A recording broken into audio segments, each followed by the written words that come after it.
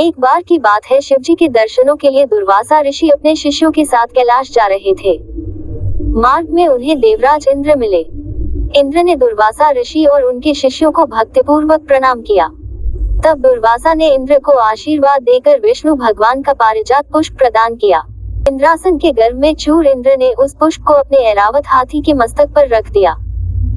उस पुष्प का स्पर्श होते ही ऐरावत सहसा विष्णु भगवान के समान तेजस्वी हो गया।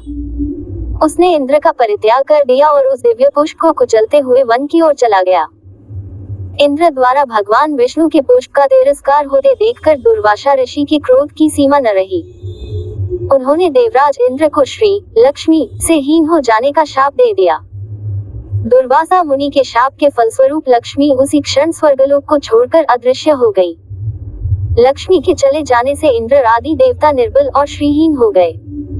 उनका वैभव लुप्त हो गया। इंद्र को बलहीन जानकर दैत्यों ने स्वर्ग पर आक्रमण कर दिया और देवगण को पराजित करके स्वर्ग के राज्य पर अपनी परचम फहरा दिया। तब इंद्र देवगुरु बृहस्पति और अन्य देवताओं के साथ ब्रह्मा जी की सभा में उपस्थित हुए। तब ब्रह्मा जी बोले, देवेंद्र, भगवान विष्णु के भोगरूपी पुष्प का अपमान करने के कारण रुष्ट होकर भगवती लक्ष्मी तुम्हारे पास से चली गई है।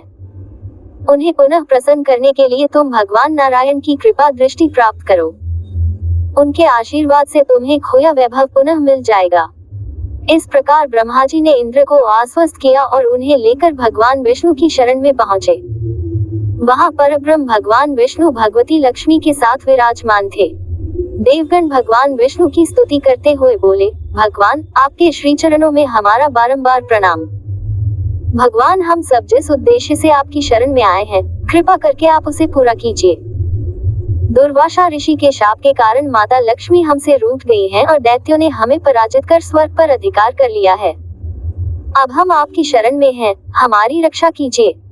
भगवान विष्णु त्रिकालदर्शी हैं। वे पल भर में ही देवताओं के मन की बात जान गए। तब वे देवगण से बोले, देवगण, मेरी बात ध्यानपूर्वक सुने, क्योंकि केवल यही तुम्हारे कल्याण का उपाय है। दैत्यों पर इस समय काल की विशेष कृपा है, इसलिए जब तक तुम्हारे उत्कर्ष और दैत्यों के पतन का समय नहीं आता, तब तक तुम उनसे संधि कर लो। क्षीर सागर के गर्भ में अनेक दिव्य पदार्थों के साथ साथ अमृत भी छिपा है। उसे पीने वाले के सामने मृत्यु भी पराजित हो जाती है। इसके लिए तुम्हें समुद्र मंथन करना हो। ये कार्य अत्यंत दुष्कर है, अतः इस कार्य में दैत्यों से सहायता लो। कूटनीति भी यही कहती है कि आवश्यकता पड़ने पर शत्रुओं को भी मित्र बना लेना चाहिए। तत्पश्चात अमृत पीकर अमर हो जाओ, तब दुष्ट दैत्य भी तुम्हारा अहित नहीं कर सकेंगे। देवगण में जो शर्त रखें, उसे स्वाकीर कर लें। ये बात याद रखें कि शांति से सभी कार्य बन जाते हैं, क्रोध करने से कुछ नहीं होता। भगवान विष्णु के परामर्श के अनुसार इंद्रादि देवगण दैत्यराज बलि के पास संधि का प्रस्ताव लेकर गए और उन्हें अमृत के बारे में बताकर समुद्र मंथन के लिए तैयार कर लिया। समुद्र मंथन के लिए समुद्र में मंदराचल को स्थापित कर वासुकी नाग को रस्सी बनाया गया। तत्पश्चात दोनों पक्ष अमृत प्राप्ति के लिए समुद्र मंथन करने लगे। अमृत पाने की इच्छा से सभी बड़े जोश और वेग से मंथन कर रहे थे। सहसा तभी समुद्र में से कालकूट नामक भयंकर विष निकला। उस विष की अग्नि से 10 दिशाएं जलने लगी। समस्त प्राणियों में हाहाकार मच गया। उस विष की ज्वाला से सभी देवता तथा दैत्य जलने लगे और उनकी कांति फीकी पड़ने लगी। इस पर सभी ने मिलकर भगवान शंकर की प्रार्थना की। उनकी प्रार्थना पर महादेव जी उस विष को हथेली पर रखकर उसे पी गए, किंतु उसे कंठ से नीचे नहीं उतरने दिया। उस कालकूट विष के प्रभाव से शिव जी का कंठ नीला पड़ गया, इसीलिए महादेव जी को नीलकंठ कहते हैं।